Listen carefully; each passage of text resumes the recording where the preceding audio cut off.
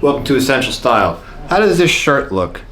It's pretty wrinkly. You probably wouldn't go outside wearing this shirt. You probably iron it at least. But in this video, we're going to talk about how to make sure that your dress shirt looks awesome when you go out. So this shirt I just pulled off the rack. I have not ironed it. I just took it out of the laundry. I hang dry them. So make sure you are not putting your shirts in the dryer. Wash them on a gentle cycle and then hang dry them and then iron them. That way they are going to be lasting a much longer time, and they're also not going to shrink. A lot of these shirts nowadays are slim fit shirts. You don't want it to shrink on you because then your fit's going to be all screwed up. Tip number one, iron your shirts. Alright, so here is a shirt that I've actually ironed. I starched it. Everything looks good. This is the way that I would go out, and I would either tuck it in for work. But this is the way that most of you are probably going to go out. You're not going to go out in a super wrinkly shirt that you just pull out of the washer after you left it hang dry. Tip number one is going to be more of a two-piece thing. It's going to be make sure that you are not putting your shirts in the dryer, because these shirts will actually shrink and then they won't fit you right. Also, the dryer does damage your clothes. So whether it's a dress shirt, an Oxford shirt like this, or a linen shirt, anything that you want to actually button up and iron, then you definitely don't want to put it in the dryer. Better to just hang dry it. So tip number one, don't use the dryer, hang dry your shirts. Tip number two is going to be you want to iron your shirts. Now what you want to do is you want to use some starch when you iron your shirts. This is going to make a big difference. It's going to make it look a lot better, and it's also going to make ironing a lot easier. So use starch when you iron your shirts. So when you do iron your shirts, you do want to take your time. I would say start with the sleeves first, because if you do the sleeves last, you could end up wrinkling the front panels of the shirt. So the way that I iron the shirts is I do both sleeves, front and back. I try to iron this, you probably can't really even see it too much anymore. I try to iron a little line in there just to make it look nice. Not really a huge deal if you can't get it, but that's what I try to do. Then I do the collar, then the top back panel, then the whole back panel, then the left and the right, or the right and left, and the front panels. The front panels are the ones that are going to be the most important.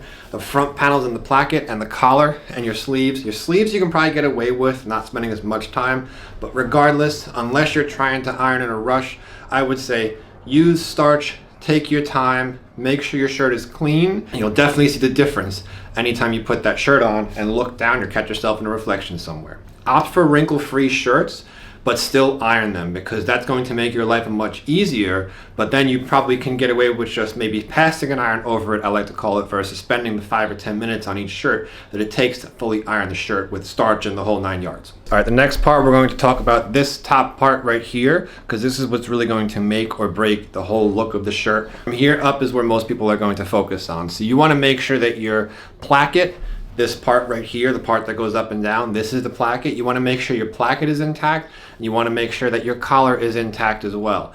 I always opt for the button-down collar. I find that they're just easier. I also find that they look better if you're going to wear a shirt open like this. The only time that the button-down collar does not look good is if you're really trying to dress up in a nice suit, then you got to go with that spread collar. It does not look good with a tie, because then you'll just get this weird, like, curvy collar. It just looks better when your collar is perfectly straight if you're going to dress it up with a suit and a tie. So back to that placket. That placket, if your placket is nice and stiff, you could actually do what I'm doing right here. You can leave the top 2 buttons unbuttoned and then just button the third one. Some people unbutton that third button. I particularly don't like this because it starts to show my undershirt. I think it's just a little bit, the placket has to be really stiff, otherwise it'll just collapse on you and start looking like that. Not a good look. You have to have a super stiff placket for that, and just leaving the top 2 unbuttoned is all that you need. Now there are going to be times when you're sitting or you're standing in a certain way where the placket's still going to end up opening all the way like that. It's going to show your undershirt. Maybe the collar's just going to give up.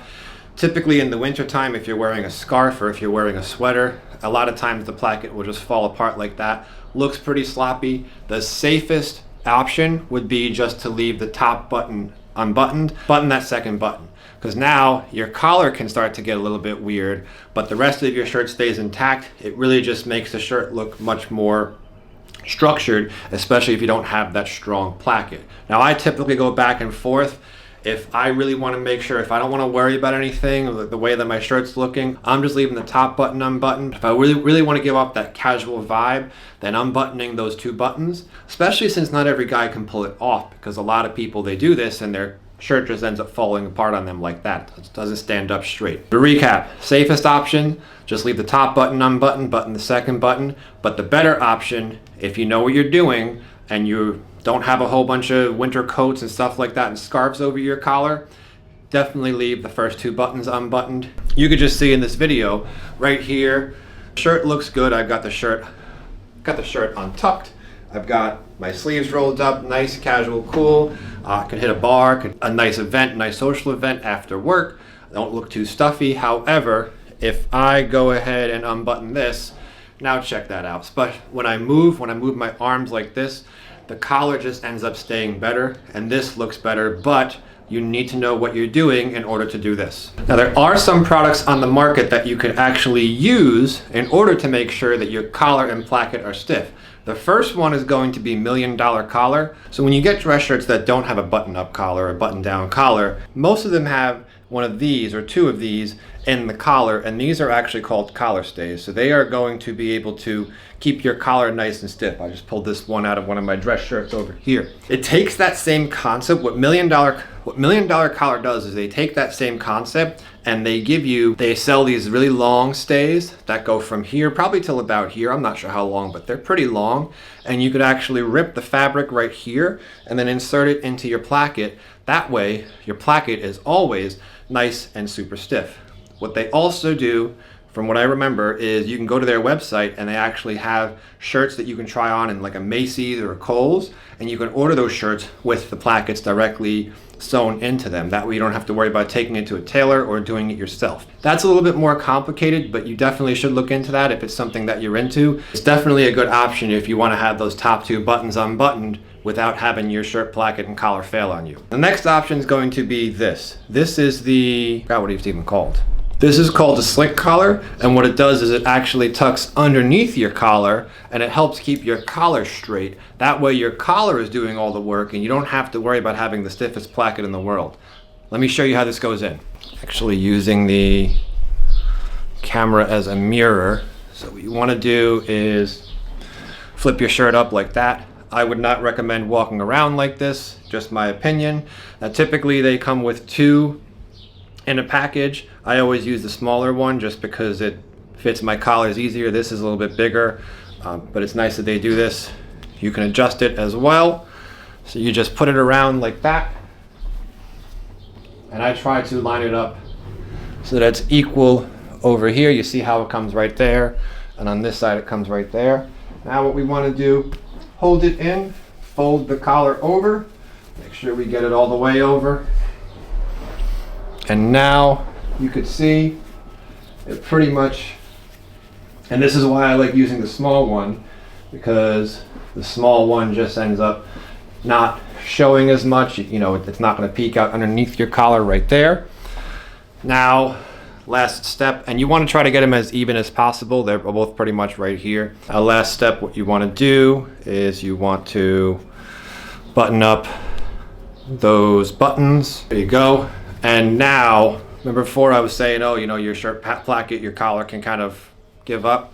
It gives it a bit more structure, just makes the collar a bit stiffer. So it's just a little bit easier if you want to wear those top two buttons unbuttoned and not worry about it. I've worn this in these particular shirts, these J. Crew Oxford shirts, all day. Not really a big deal. You don't get that. You don't get any chafing right here. I typically, with some of my dress shirts, I do get chafing because the collar is so stiff. But this is a great option. It's very low maintenance. I think it's like 20 or 30 bucks on Amazon. Totally worth it. I don't wear this in my dress shirts all the time, but it's definitely a nice to have if I want to take my style and make it look like I'm in the top 5%. Because again, like I said, most guys, when they leave those two buttons unbuttoned on top, their plackets and their collars fail, which is the reason why we're making this video, to help most guys, or to help all guys, look their best when they want to actually elevate their style to this level. Slick collar is my preference. $1 Million Collar is great as well, just a little bit more maintenance. The best thing would be to actually just look into both of them and have both of them in your shirts. My opinion, it's a bit too much maintenance, so I would opt for the slick collar. Not a sponsored video, just a product that I tried and I liked, and it's easy enough. So give them a shot. They're on Amazon. Affiliate link below. Maybe, if I can figure it out. All right, now we've talked about how to keep their shirt wrinkle-free, how to make sure your placket and dress shirt and the top half of your shirt look good. What we're gonna do now is talk about the length of the shirt. Basically, when should you tuck your shirt in? When should you leave it untucked? I used to always tuck my shirt in all the time. I always wanted to just have that nice tucked in look. Recently though, I pretty much leave it untucked unless I'm wearing a sport coat, a suit obviously. If I'm wearing a merino V-neck sweater, then I'm definitely tucking it in most of the time. Wearing chinos, wearing gray pants, wearing anything other than jeans, I typically tuck it in. So let's run through a few situations where you should tuck or untuck your shirt. You're going to work in a pair of chinos and a sport coat, tuck your shirt in. You're going to work without a sport coat and you're just rocking the dress shirt and chinos, tuck your shirt in. You're going to work in a dress shirt or an Oxford shirt and jeans. Either way, tucking your shirt in can actually look good with jeans. I used to do it all the time, but most of the time if you're wearing jeans, it's a more casual situation. Go ahead and leave that shirt untucked. You don't want to be the only person in your office or in your workplace that actually has your shirt untucked. It's going to give you a slight disadvantage in the style department. You're not going to look as well put together as everyone else. You're going to work, whether you're wearing jeans, chinos, tuck your shirt in. When you're going out getting drinks later with your coworkers, you're meeting up with some of your friends or acquaintances, untuck your shirt, going to give it a lot more casual environment. You also want to check the length. So if you see my shirt, the shirt tail goes pretty much down to here. You don't want the shirt to be all the way down to here. Most of the shirts nowadays, these are the J. Crew Oxford shirts. I have a J. Crew dress shirt right here. This shirt also is short enough where I can wear it untucked or tucked in. Of course, dress shirts are designed to be tucked in, but it's nice that they're not making them super long anymore, so you have the option of untucking them when you get out of work. You can meet up with some of your friends or your coworkers for a drink or two after work, and you can be a little bit more casual cool. All right, and final tip is going to be go ahead and roll your sleeves up. Don't roll them all the way up to here because then it's going to make your elbows going to just be a little bit uncomfortable. Most shirts are going to be like that. You want to just do that quick 1-2 roll. It's going to be nice and easy. In my opinion, it looks good almost all the time. So when should you not roll your sleeves up, you may ask? If you're wearing a suit or sport coat, better to leave your long sleeve shirt just unrolled. Leave it all the way down. If you're wearing a merino V-neck sweater, you're wearing a jacket, if it's cold outside, obviously, if you leave your shirt rolled all the way down. Every other time, if you're in the office, if you have it tucked in, it's going to look nicer, it's going to look better, it's going to look more masculine, dare I say, if you roll your sleeves up to right here. It shows a bit of your forearms. If you wear a watch, which you should, it shows off that, and it really just makes it look nicer. Unless you're in a business environment where everyone is just totally tucked in, buttoned all the way up, buttoned all the way down, then yeah, obviously play it safe. But if you're not in that stuffy business environment, I would say all the time, if I have the option, I roll my sleeves up. I just do that double roll. Unless it's too cold, I have a sweater or jacket over, or a sport coat, sport jacket, or suit jacket, then I'm leaving my sleeves unrolled. Every other time, I'm rolling up my sleeves because I just think it looks much better and it's a lot more comfortable as well. Accentuates your ring, if you're wearing any, or your watch, which you should all be wearing a watch. This is the Seiko SKX 009, if anyone is wondering. My favorite watch, had it for a couple of years. So quick recap. Number 1, don't put your shirt in the dryer. Let it hang dry. Number 2, iron your shirt. Take your time and use starch. Number 3, keep your placket and collar intact. Use $1 million collar if you want, or slick collar like I showed you guys before. Number 4, know when to tuck in or untuck your shirt. Make sure it is the right length. And also make sure you roll your sleeves up whenever you can. But caveat to that one, when in doubt, definitely looks more professional when you're all the way buttoned up, tucked in, and your sleeves are rolled all the way down. It's going to be a much better look if you're in a business situation. I'm gonna wrap it up for this one, everyone. Thanks so much for watching. Hope you enjoyed the video and hope you learned something. Everyone have a great day, and I will talk to you next time. Bye.